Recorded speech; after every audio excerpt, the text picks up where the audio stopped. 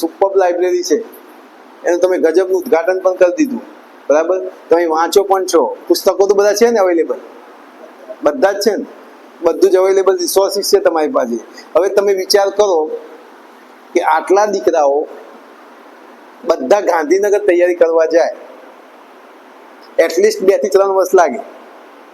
કોઈ પણ સ્પર્ધાત્મક પરીક્ષા પાસ કરવી હોય તો 2 થી 3 વર્ષ લાગે. તો એક દીકરો 3 વર્ષ માટે ગાંધીનગર કે દિલ્હી જાય, ગાંધીનગરની વાત કરીએ, કેટલો ખર્ચો થાય? દર મહિને કેટલા થાય? દર મહિને 30-40, ના એટલા તો ના થાય. મિનિમમ કેટલા? કોચિંગ ક્લાસની તો ફી કરજો સાઈડમાં, પહેલા રવાનું ખર્ચો ગણીએ ને આપણે, મિનિમમ 10,000 થાય. એટલે એક વર્ષના 1,20,000 થયા, 3 વર્ષના કેટલા થયા? 3,60,000 થયા, પ્લસ કોચિંગ ગણો તમે. એક દીકરા પાછળ મિનિમમ 4 લાખ ગણીએ આપણે, ફી સાથે ગણીએ 4 લાખ. 3 વર્ષનો 4 લાખ ખર્ચો થાય કે ના થાય?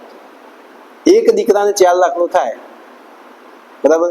તો આ 25 દીકરા થાય કેટલો ખર્ચો થાય? 1 કરોડ થાય ને. તો જેને આ લાઇબ્રેરી બનાવી એને કેટલા ગામના પૈસા બચાયા? સેમ ફેસિલિટી જે ગાંધીનગરમાં મળે છે, જેવી લાઇબ્રેરી તમને મળે, જેવું કોચિંગ મળે છે, આ ડિજિટલ પ્લેટફોર્મ છે એકલવ્ય બનો, અને દુનિયાની બધા જ એકેડમીના કોર્સીસ અહીં અવેલેબલ છે કે નહીં? તો એ 1 કરોડ બચાયા કે ના બચાયા? તો જેનું આ વિઝન છે, જે બીજું મેદાન, આ 2 વસ્તુ તમારી પાસે હોય અને ક્લાસરૂમ હોય અને તમારી નોટ્સ ને તમારું જુનૂન હોય તો ક્યાંય જવાની જરૂર નથી. એક સાથે મળીને કામ કરો, એક શિડ્યુલ બનાવો, એક સિસ્ટમ બનાવો, તમારું એક પેટર્ન બનાવો અને એકબીજાને સપોર્ટ કરો ને તો તમારા કરોડો રૂપિયા બચશે. કેટલા રૂપિયા બચશે?